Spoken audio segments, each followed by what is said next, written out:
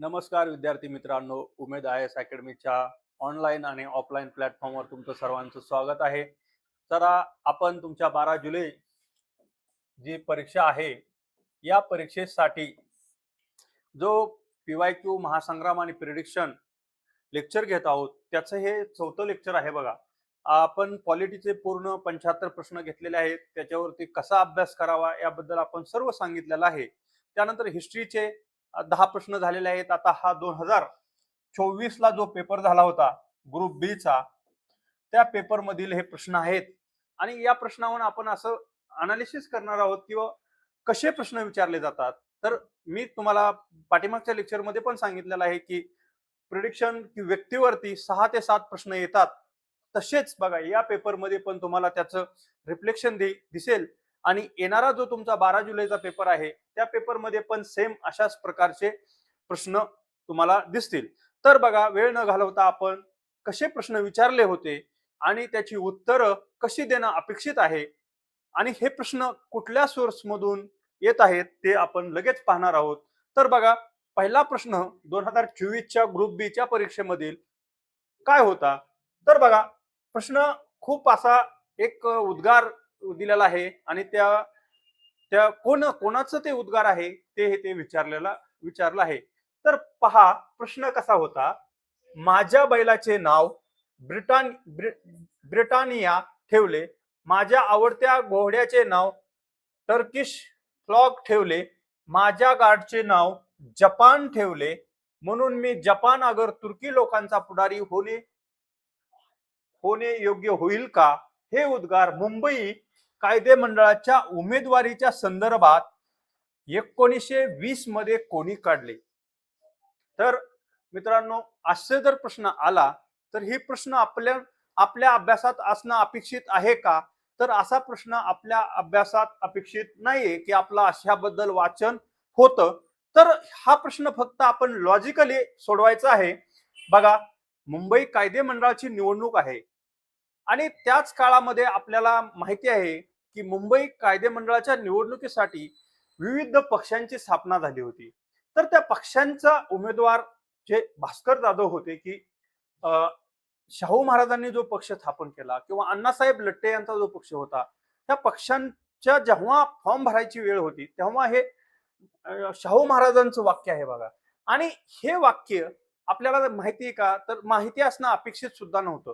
असा एक दोन किंवा आपल्या 100 प्रश्नापैकी सुमारे 70 प्रश्न फक्त आपल्या अभ्यासातील असतात आणि 30 प्रश्न हे बेसिक किंवा इतर कुठल्या पुस्तकातून विचारले असतात. तर हे 70 प्रश्न फक्त आपल्याला चुकवायचे नसतात आणि अशा प्रश्नाचं जर टॅकल करायचं असेल तर पर्याय नीट वाचा आणि त्यानुसार उत्तर द्या. भास्कर जाधव बघा, ते स्वतः उमेदवार होते. त्यानंतर महर्षी विठ्ठलरामजी शिंदे हे पण निवडणुकीत उमेदवारच होते, पण लोकमान्य टिळक त्या उमेदवार नव्हते. अशा प्रकारे आणि बघा, जर वाक्य जरी वाचलं तरी एवढं मोठं असं आयडियल वाक्य असल्यासारखं कोण बोलू शकतं? तर माझ्या बैलाचे नाव, माझ्या घोड्याचे नाव किंवा हे तर ते शाहू महाराजांचं वाक्य आहे. हे पुन्हा विचारलं जाईल का? तर पुन्हा विचारलं जाण्याची शक्यता खूप कमी आहे. जर पुन्हा विचारलं तर आपल्या लक्षात असावं एवढंच ह्या प्रश्ना मागचं लॉजिक आहे किंवा एवढंच आपल्याला अपेक्षित आहे. त्या पुढील प्रश्न बघा. आता हा प्रश्न पुन्हा कसा विचारला आहे बघा, व्यक्तीवरती आणि महात्मा फुलेंवरती हा प्रश्न विचारलेला आहे. तर प्रश्न काय आहे बघा, शूद्रादिशूद्र हे भारताचे मूळ रहिवासी आहेत, हा सिद्धांत कोणी मांडला? तर हा सिद्धांत महात्मा फुले यांनी मांडलेला आहे. शूद्रांबद्दलच बघा, ते आर्य हे बाहेरून आले होते असे म्हणत होते आणि त्यासोबत द्रविड लोक हे हेतील आहेत असं महात्मा फुलेंचा जो थेरी आहे त्यामध्ये म्हटलेला आहे. आणि मग त्यांनी सिद्धांत मांडलाय बघा की शूद्रादिशूद्र, शूद्रच हे देशाचे मूळ रहिवासी आहेत. याप्रमाणे आपण महात्मा फुले हे त्यांचं उत्तर आहे. काही लोकांनी बघा त्या परीक्षेच्या काळात आंबेडकर केलं होतं किंवा विठ्ठलरामजी शिंदे, आणि हे तर नाहीच आहे. फक्त कन्फ्युजन असतं तर ह्या दोन्हीमध्ये असतं, पण हे स्ट्रेट फॉरवर्ड प्रश्न आहे. अशाच प्रकारचं समाज सुधारक सिरीज मध्ये जेव्हा आपण करील तेव्हा असे प्रश्न आणि ते वाक्य, फेमस वाक्य आपण घेणार आहोत. त्यानंतरचा पुढील प्रश्न पहा. आता हा प्रश्न बघा, हा प्रश्न आयोगाने कॅन्सल केलेला आहे. का कॅन्सल केला आहे त्याचं पण मी तुम्हाला कारण थोडक्यात सांगणार आहे. तर प्रश्न काय होता ते आधी आपण चांगल्या प्रकारे वाचून घेऊया.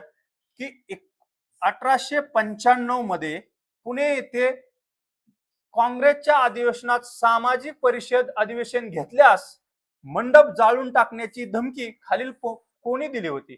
श्रीधर आने होतं बघा. इथं आयोगाकडून चुकून दाने झालं, त्याच्यामुळे हा प्रश्न कॅन्सल करण्यात आलेला आहे.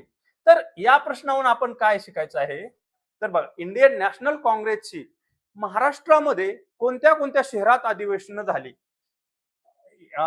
स्वतंत्र लढ्याच्या काळामध्ये बघा, मुंबईला पहिलं अधिवेशन झालं आपण म्हणतो, पुण्याला एक अधिवेशन झालं होतं. पुण्याला इथं पुणे अधिवेशन आलेलं आहे की 1895 मध्ये पुणे येथे इंडियन नॅशनल काँग्रेसचं अधिवेशन झालेलं असं म्हटलंय. तर आपण काय ह्या प्रश्नातून काय घ्यायचं की त्याचे अध्यक्ष कोण होते. सुरेंद्रनाथ बॅनर्जी हे त्याचे अध्यक्ष असल्याचं दिसून येतं. त्यासोबत बघा, महाराष्ट्रामध्ये आणखी कोणत्या शहरामध्ये इंडियन नॅशनल काँग्रेसचे अधिवेशन झाले. नागपूर शहरामध्ये अधिवेशन झाल्याचं आपल्याला दिसून येतं. त्यासोबत अमरावती या शहरामध्ये पण अधिवेशन झालेलं दिसून येतं. आणि सर्वात महत्वाचं बघा, 1936चं अधिवेशन जे आहे, 1936चं अधिवेशन हे ग्रामीण भागातलं पहिलं अधिवेशन हे पण महाराष्ट्रात झालेलं आहे. ते कुठं झालं होतं बघा, फैजपूर या ठिकाणी झाल्याचं आपल्याला दिसून येतं. त्यासोबत सामाजिक परिषदेची स्थापना कोणी केली तर ते आपल्याला माहित असणं अपेक्षित आहे.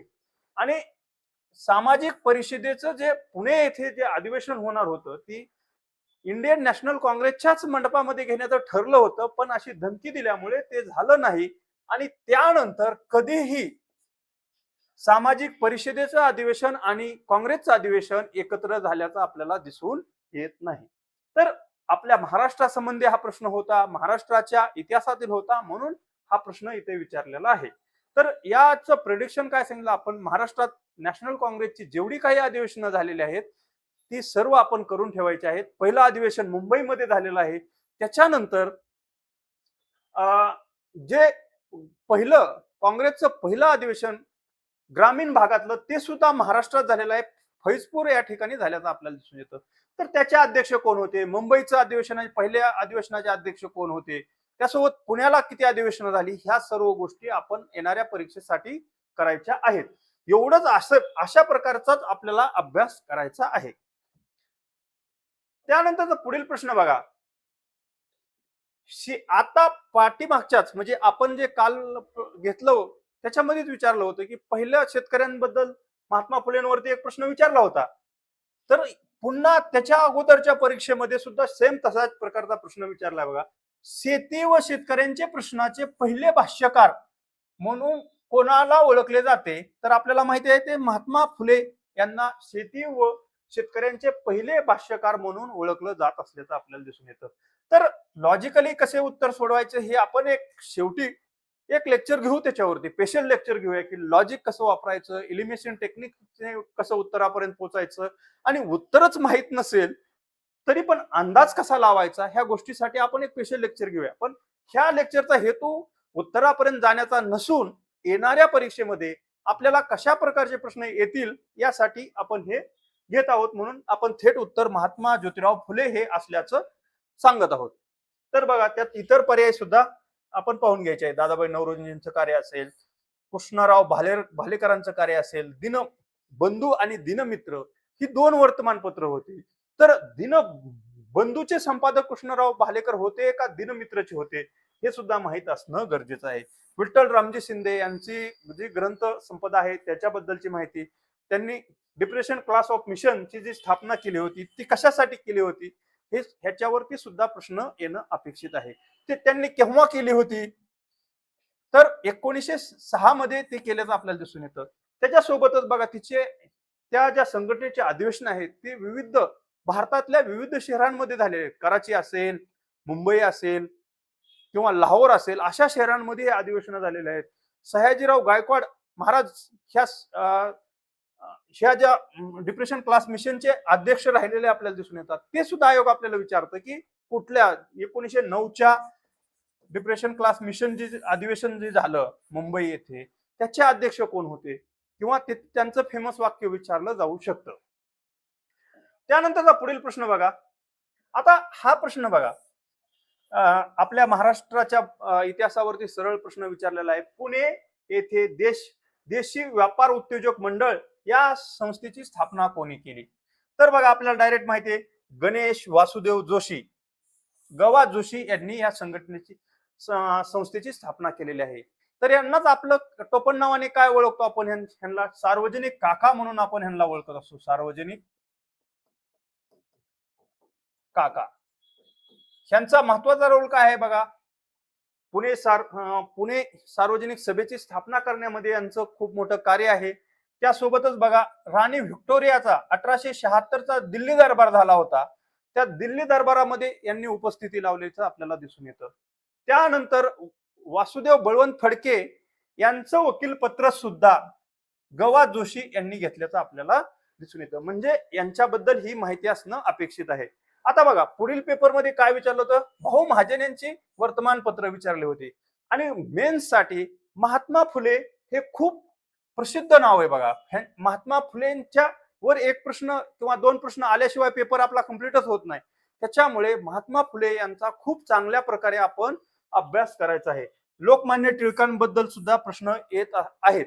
टिळकांचं बघा, महाराष्ट्राच्या संबंधी ना आपल्याला इतिहासामध्ये जवळपास 8 प्रश्न बघा, हे 8 प्रश्न आहे ना महाराष्ट्र इतिहासावरच विचारले जात आहेत.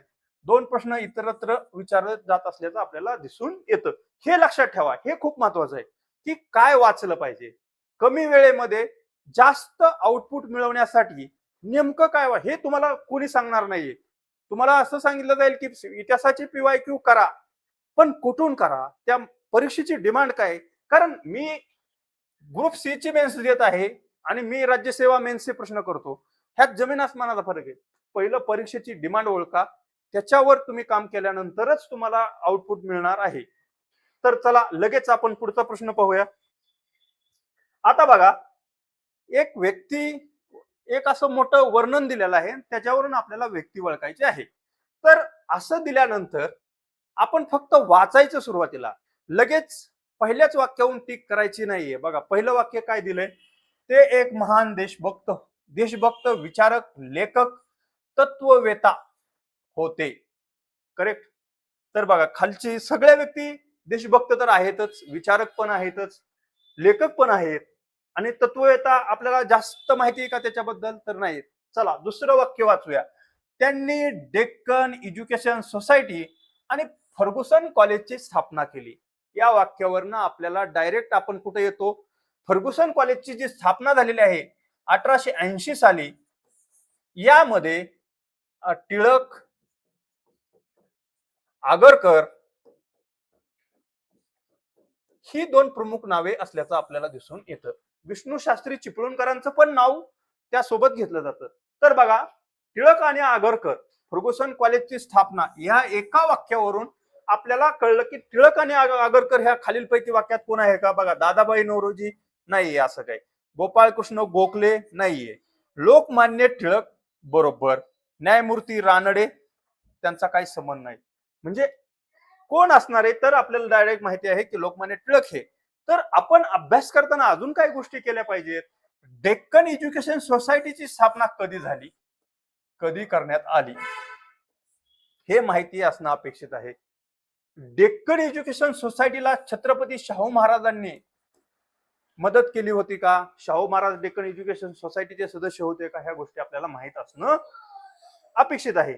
त्यानंतर बघा, त्यांनी गोहत्या विरुद्ध रक्षक समिती, आखाडा, लाठी क्लबची महाराष्ट्रात सुरुवात केली. हे वाक्य आपल्याला टिळकांबद्दल आपण कधी वाचलं आहे का? नसेल वाचलं तरी असं वाक्य बघा टिळकांबद्दल आहे की गोहत्या विरुद्ध रक्षण समिती, आखाडा व लाठी क्लबची महाराष्ट्रात सुरुवात करणारे पहिले समाज सुधारक किंवा राष्ट्रीय नेते कोण होते? तर ते टिळक असल्याचं आपल्याला दिसून येतं.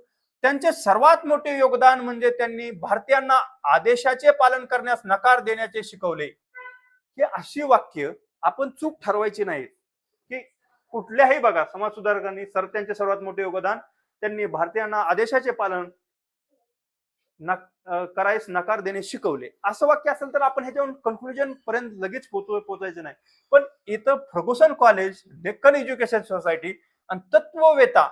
आता बघा, टिळकांच्या साहित्यामध्ये भगवद्गीतेवर टीका जी टिळकांनी लिहिलेली आहे, त्यांचं त्यात तत्वज्ञान दिसून येतं. त्यासोबत टिळकांचं महत्वाचं तत्वज्ञान बघा, वेदांचा त्यांचा अभ्यास खूप मोठा आहे. त्या अभ्यासात ते आर्य कुठून आले हे सुद्धा आपण टिळकांनी सांगितल्याचं आपल्याला दिसून येतं. टिळक एक महापंडित असल्याचं आपल्याला दिसून येतं, म्हणून ते तत्ववेता तिथं म्हटलेलं आहे. त्यानंतरच बघा, आता पाठीमागच्या प्रश्नामध्ये सुद्धा असंच विचारलं होतं. तर बघा इथं काय विचारलंय, 1911 मध्ये नाम जोशी यांनी या संस्थेची स्थापना केली. आपल्याला डायरेक्ट माहिती आहे काय केलं. हिंदू मजूर पंचायत आहे का? नाहीये. कामगार हितवर्धन नाही, ऑल इंडिया ट्रेड युनियन नाही, सोशल सर्व्हिस लीग ची स्थापना केल्याचं दिसून येतं. तर तुम्ही मला कमेंट बॉक्स मध्ये सांगा, 1905 मध्ये गोखले यांनी कुठल्या संस्थेची स्थापना पुण्यामध्ये फर्ग्युसन कॉलेजच्या टेकडीवरती केली, ते तुम्ही मला कमेंट बॉक्स मध्ये नक्की सांगा. त्यानंतरचा बघा 58 नंबरचा जो प्रश्न आहे तो कसा विचारला आहे बघा, की 1817-18 या काळात नागपूरच्या कोणत्या राजे साहेबांनी गोंड या आदिवासी जमातीच्या प्रमुखाच्या मदतीने इंग्रजाविरुद्ध लढा दिला? तर ते अप्पासाहेब भोसले असल्याचं आपल्याला दिसून येतं. तर या प्रकारे बघा, जे आदिवासी उठाव आहेत, आदिवासी उठाव, भिल्लांचे उठाव, भिल्ल उठाव, रामोशी उठाव, मुसी उठाव, त्यासोबत वासुदेव बळवंत फडके यांचे जो उठाव, इंग्रज सरकारच्या विरोधात जो उठाव केला, याबद्दलची आपल्याला माहिती असणं अपेक्षित आहे. त्यासोबत रंगो बापू गुप्ते या संबंधी प्रश्न आपल्याला विचारले जाऊ शकतात. त्यानंतरचा बघा 59 नंबरचा प्रश्न आहे. काय विचारलंय बघा, महात्मा गांधी इसवी सन 1937 मध्ये हरिजन या वर्तमानपत्रातून एक लेखमाला प्रकाशित करून शिक्षण योजनेची चर्चा केली. त्या योजनेचे नाव काय आहे?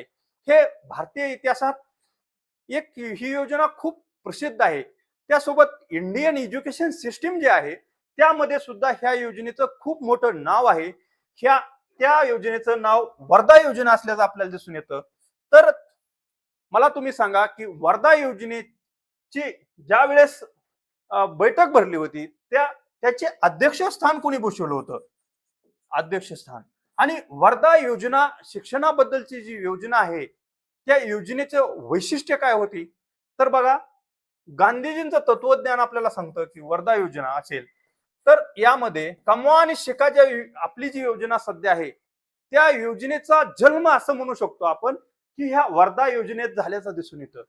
की शिक्षणासोबत जे हस्तकला आहेत त्या ह्या वर्धा योजनेमध्ये सांगितलेलं आहे. त्यासोबत मातृभाषेतून शिक्षण असेल या गोष्टीची चर्चा गांधीजींनी या काळामध्ये ही दिलाय बघा. 1937चा जो काळ आहे त्याच काळामध्ये काय घडत होतं की प्रांतामध्ये भारतीयांचे सरकार आलेले होते 1935च्या कायद्यानुसार.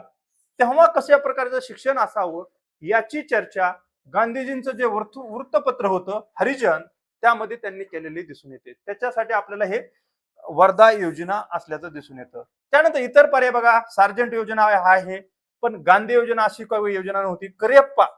करिअप्पा योजना आहे का कोणती? तर शिक्षणासंबंधी करिअप्पा अशी कुठलीही योजना नाही आहे. त्याच्यामुळं वर्धा योजना हे त्याचं उत्तर आहे. त्याच्यानंतर बघा, हिंदू महासभेवरती आयोगाने पुन्हा पुन्हा प्रश्न विचारले आहेत. तर आपल्याला हिंदू महासभेची माहिती काय पाहिजे की या हिंदू महासभेची स्थापना कधी झाली, त्याच्यानंतर ह्या हिंदू महासभेचे अधिवेशन बघा, अधिवेशन केव्हा केव्हा झाले, आणि त्यानंतर हिंदू महासभेचे विदा सावरकर, स्वातंत्र्यवीर सावरकर आहेत त्यांच्याबद्दलची माहिती असणं आपल्याला अपेक्षित आहे. तर हिंदू महासभेवरती कसा प्रश्न विचारलाय बघा. हिंदू महासभा काँग्रेसची प्रतिस्पर्धी नसून काँग्रेसच्या कार्याला पूरक व काँग्रेस सदृष्ट बनेल ह्यासाठी स्थापना करण्यात आलेली आहे. यापैकी हे कोणी विधान केलं आहे स्पष्ट करा. तर बघा, श्यामाप्रसाद मुखर्जींचं ते विधान नाहीये, लाला लजपत राय यांचं सुद्धा ते विधान नाहीये, तर ते विधान पंडित मदन मोहन मालवीय यांचं आहे. तर तुम्ही पंडित मदन मोहन मालवीय यांच्याबद्दल चर्चा करताना ते नॅशनल काँग्रेसचे कोणत्या कोणत्या वर्षीचे अध्यक्ष होते हे महत्वाचं आहे बघा. की इंडियन नॅशनल काँग्रेसचे पंडित मदन मोहन मालवीय हे केव्हा केव्हा अध्यक्ष होते त्यांच्याबद्दल माहिती असणं गरजेचं आहे. त्यासोबतच त्यांचे वर्तमानपत्र आहे बघा, पुढारी नावाचं वर्तमानपत्र आहे, ते पाहून घ्या. अशा गोष्टी आपल्याला छोट्या छोट्या गोष्टी इंटरकनेक्ट करायच्या आहेत. की जास्त डीप मध्ये त्यांचा आपल्याला अभ्यास करायचा आहे का, किंवा हिंदू महासभेचं तत्वज्ञानाचा आपल्याला अभ्यास करायचा आहे का, तर नाहीये. आपल्याला फक्त आपल्या परीक्षेची डिमांड काय आहे ते पाहायचं आहे. त्यांची अधिवेशनं कुठं झाली, त्याच्यानंतर त्याचे अध्यक्ष कोण कोण राहिलेले आहेत, ह्या गोष्टी आपल्याला पाहायच्या आहेत. आणि तिची स्थापना कधी झाली, स्थापना कशी झाली, ह्या गोष्टी आपल्याला माहित असणं अपेक्षित आहे. त्या पुढील प्रश्न बघा. आता आपण 2023 ला जो ग्रुप बी चा पेपर झाला त्यातील प्रश्न पाहणार आहोत. तर बघा, हा प्रश्न कशा संबंधी आहेत, क्रांतिकारी संघटना ज्या आहेत महाराष्ट्रासंबंधी. बघा, हा पण महाराष्ट्रासंबंधित प्रश्न आहे. एमएच आपण इथे लिहूया 1 नंबर असं म्हणूया, महाराष्ट्रासंबंधी, महाराष्ट्राच्या इतिहासासंबंधीचा प्रश्न. तर बघा कसा विचारलेला आहे. खालील वितरणावरून क्रांतिकारक ओळखा. बघा, पुणे जिल्ह्यातील गदर पक्षाचे प्रमुख कार्यकर्ते होते. मेकॅनिकल इंजिनिअरिंगचे शिक्षण घेण्यासाठी ते अमेरिकेला गेले. लाहोरच्या तुरुंगात फाशी देण्यात आली. लाहोर कटात सहभागी होते. चला, पुणे जिल्ह्यातलं लाहोर कटाशी संबंधित व्यक्तिमत्व माहिती आहे आपल्याला, की शिवराम हरी राजगुरू हे ते आहेत. तर त्याच्यानंतर बघा, लाहोर कट कधीचा आहे ते आपल्याला माहित असणं अपेक्षित आहे. लाहोरच्या तुरुंगात कोणाकोणाला फाशी दिली ते माहित असणं अपेक्षित आहे. ह्यांच्यावर कुठला गुन्हा लावला होता, गुन्हा होता की फाशी शिक्षा देण्यात आलेली आहे. त्यानंतर जे कराचीला अधिवेशन झालं त्याच काळामध्ये भगतसिंग, ह्या अधिवेशनाच्याच काळामध्ये भगतसिंग आणि शिवरामपंत हरी राजगुरू यांना फाशी देण्यात आली. तर त्या काळामध्ये गांधीजींनी काय कुठलं वाक्य वापरलं होतं हे आपल्याला माहित असणं अपेक्षित आहे. तर इतर पर्यायामध्ये बघा, अनंत लक्ष्मण कानेरे माहिती आहे तुम्हाला, जॅक्सनची हत्या नाशिक येथे करण्यात आली. विष्णू पिंगळे माहिती आहे. सेनापती पांडुरंग बापट, आज जो पुण्यामध्ये एसबी रोड आहे ती यांच्याच नावाने आहे बघा, सेनापती पांडुरंग बापट यांच्या. तर ह्यांचं कार्य सुद्धा खूप महान आहे. त्यांच्याबद्दल सुद्धा आपल्याला ह्या परीक्षेच्या दृष्टिकोनातून मुळशी सत्याग्रह असेल, त्याच्यानंतर महाराष्ट्रात मुंबई राहण्यासाठी जी चळवळ होती त्याच्यासाठी असेल, मराठवाडा मुक्ती संग्राम असेल, ह्याच्यामध्ये त्यांचं कार्य असल्याचं दिसून येतं. त्यासोबत त्यांनी टिळकांसोबत काम केलेलं आहे. ह्या गोष्टी आपल्याला लक्षात ठेवायच्या आहेत. चला, त्यानंतर बघा काय विचारलंय, समाज सुधारक कार्याविषयी जोड्या लावा. एका साईडला समाज सुधारक दिलेले आहेत, महाराष्ट्रातील प्रमुख समाज सुधारक आहेत, आणि दुसऱ्या बाजूला त्यांच्या कार्याविषयीच्या जोड्या दिलेल्या आहेत. बघा, पहिलंच नाव आहे गोपाळ हरी देशमुख. हे कोणत्या नावाने ओळखले जातात, लोकहितवादी म्हणून ओळखले जातात. तर ह्यांनी बघा जे लेख लिहिले होते की 108 लेख लिहिलेले आहेत त्यांनी, तर ते बघा कुठल्या नावाने ओळखले जातात ते माहित असायला पाहिजे. त्यांचं पुस्तक बघा काय, लक्ष्मी ज्ञान या ग्रंथाचे लेखन कुणी केलेलं आहे, गोपाळ हरी देशमुख यांनी केल्याचं आपल्याला दिसून येतं. विष्णुबुवा ब्रह्मचारी यांचं काय कार्य आहे ते पाहून घ्या. त्यानंतर भैरमजी मलबारी हे गुजराती समाज सुधारक होते. मुंबईमध्ये ह्यांचं खूप मोठं कार्य आहे. त्यांचं बघा सेवा सदन संस्थेची स्थापना करण्यात मोठं कार्य असल्याचं दिसून येतं. विष्णू शास्त्री पंडित आणि हे आता बघा, एकला जर 2 म्हटलं तर पर्याय क्रमांक 1च राहतो की, आणि विष्णू बुवा ब्रह्मचारी यांचं भावार्थ सिंधू ग्रंथाचे लेखन केल्याचं दिसून येतं. आणि विष्णुशास्त्री पंडित यांनी पुनर्विवाह उत्तेजक मंडळीची स्थापना केल्याची दिसून येते. त्यासोबतच बघा, विष्णुशास्त्री पंडित यांचं जे वर्तमानपत्र आहे त्याच्याबद्दलची माहिती असावी आपल्याला.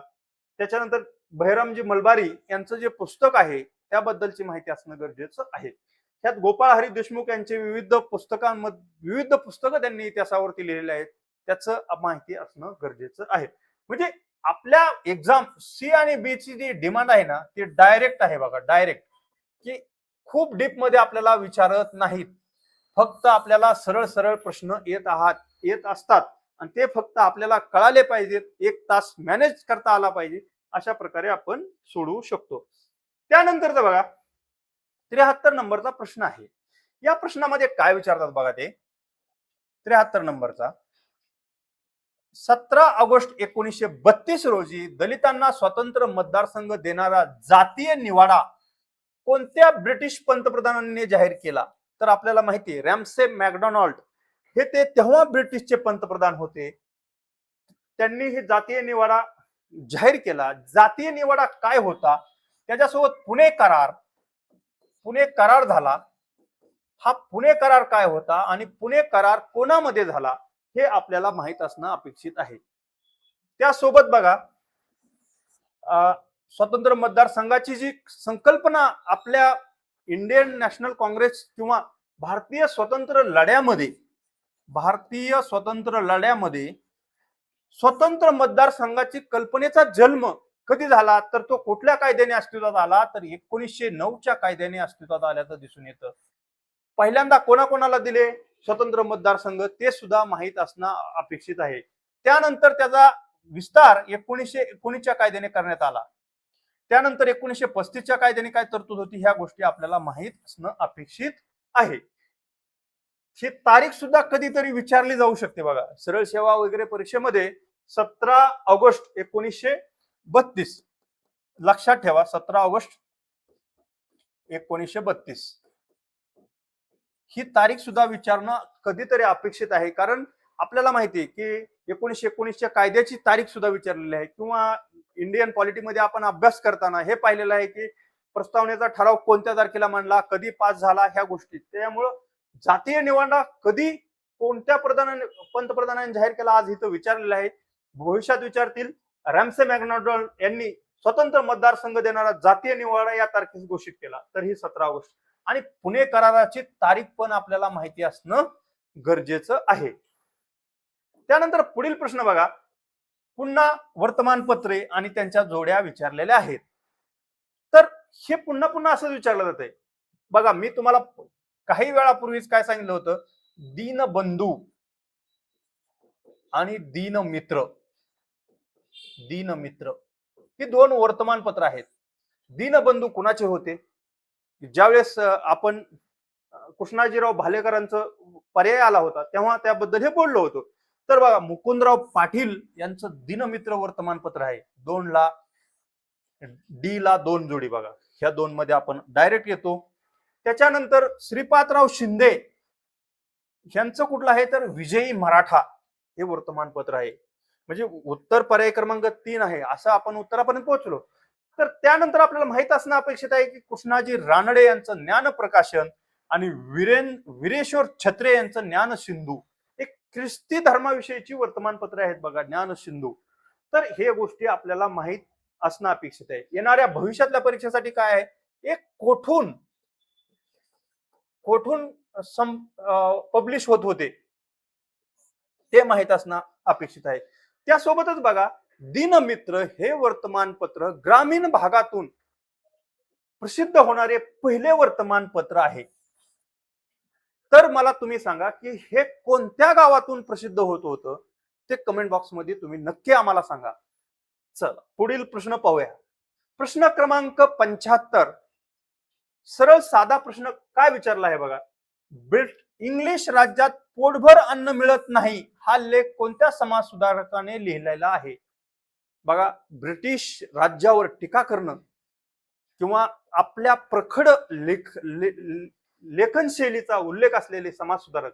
आता तुम्ही खूप मुलांनी त्या परीक्षेच्या वेळेस काय लिहिलं, तर हे लिहिलं बघा, बाळ गंगाधर टिळक. उत्तर लिहून टाकलं होतं, कारण लोकांना वाटलं की टिळक असं लिहिलं असेल केसरीमध्ये किंवा मराठी, पण हे ऍक्च्युली गोपाळ गणेश आगरकर या समाज सुधारकांनी किंवा गोपाळ गणेश आगरकर यांनी हा लेख लिहिलेला आहे. आगरकरांचे खूप सारे लेख फेमस आहेत बघा, ते माहीत असणं आपल्याला गरजेचं आहे की आगरकरांचे की मुलींनी शिक्षण घ्यावं आणि मुलींनी पारंपरिक पोशाख सोडून की जॅकेट घालावे अशा प्रकारचे त्यांचे जे लेख आहेत ते करणं गरजेचं आहे. अजून त्यांचं महिलांचं जो सोने करण्याची हौस आहे त्याच्यावरती पण लेख आहे. इंग्रज शासन आपल्यावर का राज्य करत आहे त्याबद्दल सुद्धा गोपाळ गणेश आगरकरांचं खूप लिखाण आहे आणि ते आपल्याला माहीत असणं अपेक्षित आहे. पुन्हा हे नाव आपल्याला दिसलं बघा, गोपाळ हरी देशमुख. त्याच्यानंतर महात्मा फुले, तर आपण सुरुवातीलाच म्हटलो महात्मा फुले यांच्याशिवाय हा पेपर कम्प्लीटच होत नाही. इतिहासात महात्मा फुलेंवर प्रश्न येणार म्हणजे येणारच. त्यानंतरचा बघा 76 नंबरचा प्रश्न आहे, काय विचारलाय, 20 जुलै 1924 रोजी स्थापन झालेल्या बहिष्कृत हितकारणी सभेच्या कार्यकारी मंडळाचे सेक्रेटरी खालीलपैकी कोण होते? तर ते असलेले आपल्याला दिसून येतात सीताराम शिवतरकर. शिवतरकर हे असल्याचे. आता तुम्ही मला सांगा ज्ञानदेव घोलप हे कोण होते? शिवराम कांबळे यांचं कार्य पुण्यामध्ये काय आहे? त्यानंतर बघा किसन बनसुडे हे कुठल्या प्रांतातून येतात हे आपल्याला माहित असणं गरजेचं आहे. त्यासोबत किसन बनसुडे यांचं लिखाण असेल ते माहित असणं अपेक्षित आहे. त्यानंतर बघा पुन्हा प्रश्न विचारलेला आहे, आपण सुरुवातीलाच बोललो त्याप्रमाणे डिप्रेस क्लास मिशन च्या संबंधित खालील कोणती विधाने बरोबर आहेत? तर पहिलं बघा, अस्पृश्यांना नोकऱ्या मिळवून देणे 100% बरोबर आहे. सार्वजनिक धर्माची शिकवण देणे 100% बरोबर आहे. अस्पृश्यांसाठी शाळा, उद्योग, दवाखाने, वसतिगृह स्थापन करणे बरोबर आहे. पण अस्पृश्यांसाठी राजकीय संघटना स्थापन करणे त्याचं कधीच उद्दिष्ट नव्हतं. त्याच्यामुळे उत्तर आहे अ ब क. तर ही संघटना कोणी स्थापन केली? महर्षी एक मिनिट, ही संघटना आपल्याला कोणी स्थापन केलीच आहे माहित आहे का? Depression class mission. तर एक होगा आपल्याला पर्यायामध्ये पहिल्यांदा आपण पाहिलंय त्यांचं नाव, तिथं आपण त्याची चर्चा पण केलेली आहे.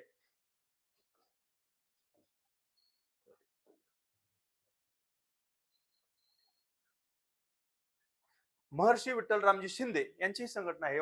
पूर्ण आपण इथं अशी चर्चा केली होती, सविस्तर चर्चा केली आणि त्याच अपेक्षित तसाच प्रश्न पुन्हा विचारला गेलेला आहे.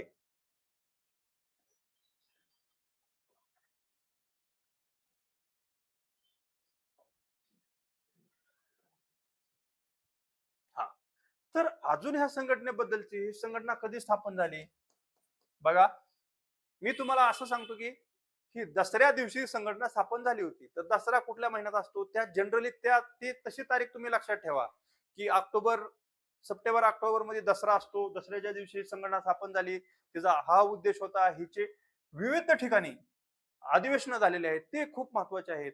कराची अधिवेशन असेल, सुरत अधिवेशन असेल, 1906च किंवा कुठलं अधिवेशन जे विचारलं आहे त्यांनी ते विचारलंय की सुरतला कोणतं झालं, कराचीला कोणतं झालं, मद्रास ठिकाणी कोणतं झालं, सयाजीराव गायकवाड महाराज कुठल्या अधिवेशनाचे अध्यक्ष होते, ह्याबद्दलचं ह्यांच्या कार्याबद्दलचं अनेक ठिकाणी प्रश्न विचारलेले गेलेले आहेत.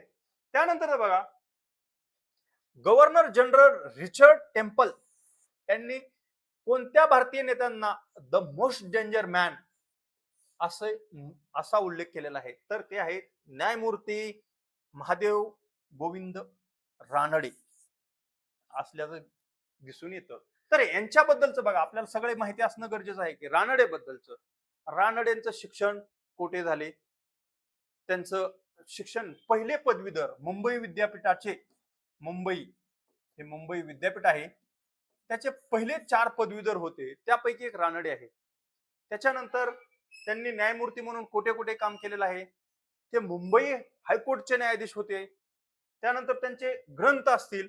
रानडेंचं भारतीय अर्थव्यवस्थेमध्ये खूप मोठं योगदान आहे. पाठीमागं पाहिलं पण सामाजिक चळवळ जी आहे त्याच्यामध्ये त्यांचं खूप मोठं योगदान आहे.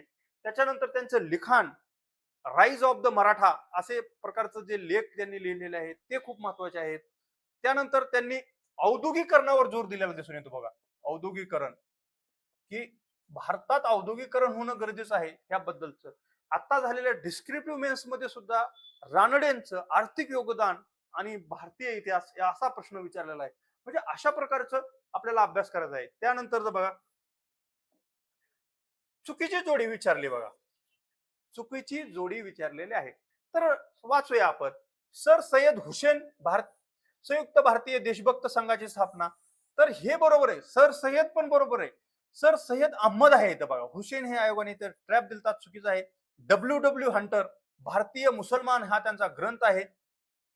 आता बघा 1882 मध्ये एक हंटर कमिशन होतं, तेच ते डब्ल्यू हंटर आहेत. ते शिक्षणावरचा बघा आयोग होता. शिक्षणावरचा आयोग हंटर आयोग आपल्याला माहित आहे की लॉर्ड रिपन यांच्या काळामध्ये हंटर आयोगाची स्थापना केली होती. त्याचं क्षेत्र कुठलं होतं तर माध्यमिक आणि प्राथमिक शिक्षण हे त्याचं क्षेत्र असल्या दिसून येतं. प्राथमिक या दोन क्षेत्राबद्दल त्यांना कार्य करायचं होतं. आणि ज्या आता आपल्याकडे ना मित्रांनो झेडपीच्या शाळा दिसतात का की जिल्हा परिषद शाळा, जिल्हा परिषद शाळा, तर ह्या हंटर आयोगानेच अशी शिफारस केली होती की स्थानिक स्वराज्य संस्थांकडे शिक्षण दिलं पाहिजे. त्याच्यानंतर अनुदानित शाळा वगैरे असतील ते सुद्धा यांच्या शिफारशीनुसार आल्याचं आपल्याला दिसून येतं. त्याच्यानंतर बघा थिओडोर मॉरिसन हे अलीगड कॉलेजचे प्राचार्य असल्याचं आपल्याला दिसून येतं. त्यानंतर बघा रहमत अली, खूप इतिहासात खूप फेमस नाव आहे बघा, चौधरी रहमत अली. तर मुस्लिमांसाठी स्वतंत्र राष्ट्राचे नाव पाकिस्तान असे ह्यांनी सुचवलेलं आहे बघा. हे नाव आपल्यासाठी खूप महत्वाचं आहे.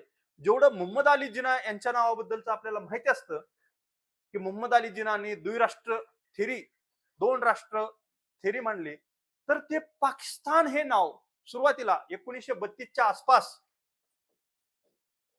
रहमत अली यांनी दिल्याचा असं सुचवल्याचं असल्याला दिसून येतं आपल्याला. त्याच्यामुळं हे तिन्ही जोड्या बरोबर आहेत, अ ब क, आणि पहिली जोडी चूक आहे म्हणून उत्तर पर्याय क्रमांक 1 असल्याचं आपल्याला दिसून येतं. त्यानंतरचा पुढील प्रश्न बघा, जोड्या लावा. पुन्हा वर्तमानपत्रे आणि ते त्याचे संपादक किंवा त्या संबंधित व्यक्ती याबद्दलचा प्रश्न आहे. तर प्रभाकर आपल्याला माहिती आहे भाऊ महाजन यांचं प्रभाकर वर्तमानपत्र आहे. सुधारक मी तुम्हाला कमेंट बॉक्स मध्ये मगाशीच सांगितलं सुधारकचं कोण संपादक होतं, किंवा आपण चर्चा करताना म्हणलं होतं टिळक आणि आगरकर यांच्यात मतभेद झाल्यानंतर टिळकांनी जे केसरी वर्तमानपत्र होतं त्याच्या संपादक पदाचा राजीनामा देऊन नवीन वर्तमानपत्र जे सुरू केलं होतं तेच सुधारक वर्तमानपत्र आहे. त्यानंतर जनता, आपण पाठीमागे बोललो की डॉक्टर बाबासाहेब आंबेडकरांची मूकनायक पासून जी वर्तमानपत्र सुरू करण्यात आली त्यांची मूकनायक असेल, बहिष्कृत भारत असेल, मूकनायक, बहिष्कृत भारत,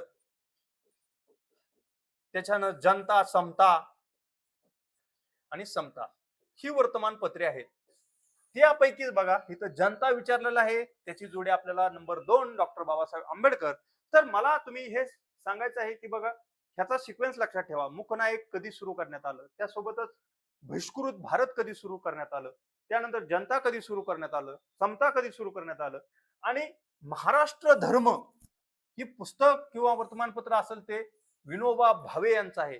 तर विनोबा भावे यांचं कार्य बघा आपल्याला माहिती आहे की त्यांनी भूदान चळवळीचं खूप मोठं कार्य केलेलं आहे. त्यांच्याबद्दलचं अजून आपल्याला काय काय गोष्टी माहित आहेत की त्या गोष्टी आपल्याला माहित असणं अपेक्षित आहे. किंवा विनोबा भावे यांचं जे आहे वर्धा जिल्ह्यामध्येच त्यांचं जे आश्रम त्याच्याबद्दलची माहिती असणं गरजेचं आहे. एका परीक्षेमध्ये सरळ असं विचारलं होतं की वर्धा जिल्ह्यामध्ये जे पवनार आहे ते कोणत्या नदीच्या काठी आहे, असं भूगोलाच्या संबंधी प्रश्न विचारलेला होता. तर असा आपल्याला इंटरलिंक करून अभ्यास करायचा आहे बघा. सर्व की मी फक्त इतिहासाचा अभ्यास करतो, भूगोलाचा अभ्यास करतो असं नाही, की भूगोलामधल्या काही गोष्टी इतिहासामध्ये जोडायच्या आहेत, इतिहासामधल्या काही इंडियन पॉलिटीमध्ये जोडायच्या आहेत. अशा प्रकारे जर आपण इंटरलिंक करून अभ्यास केला तर आपल्याला नक्की 70+ मार्क जायला काही अडचण येणार नाही. पण यासाठी तुम्ही काय केलं पाहिजे की सातत्य पाहिजे आपल्याला, आणि योग्य अभ्यासाची दिशा पाहिजे, योग्य दिशा.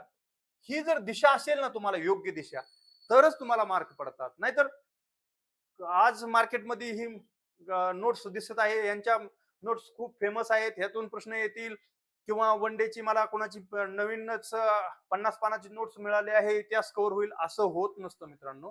स्वतः लॉजिक लावून अभ्यास करायचा आहे, तर आणि तरच आपल्याला ह्या परीक्षेमध्ये 1 तासामध्ये त्या एक्झाम हॉलमध्ये बसून आपण चांगल्या प्रकारे पेपर सोडवू शकतो. तर अशाच प्रकारचं जर तुम्हाला पुन्हा पुढील लेक्चर आम्ही सर्व जे 12 जुलैपर्यंत सर्व तुमची महामॅरेथॉन घेणारच आहोत. ते हे पीवायक्यू झाल्यानंतर सुद्धा आम्ही छोटे छोटे टॉपिक घेऊ आणि त्याबद्दल तुमच्यापर्यंत पोहोचू आणि तुमच्या यशात आम्ही तुम्हाला यशापर्यंत नेण्याचा मार्ग दाखवू. तर तुम्ही उमेद आयएस अकॅडमीच्या प्रत्येक क्लास जो ऑनलाईन असेल तो तुम्ही पहा, लाईक करा, शेअर करा आणि आवडला तर आम्हाला कमेंटमध्ये कळवा. आणि तुमच्या काही शंका जरी असतील तरी त्या शंकांचं तुमच्या शंकांचं नक्की आम्ही त्या तुमच्या ज्या शंका आहेत त्यांचं निरसन करण्याचा प्रयत्न करू. तर तोपर्यंत थांबतो. धन्यवाद.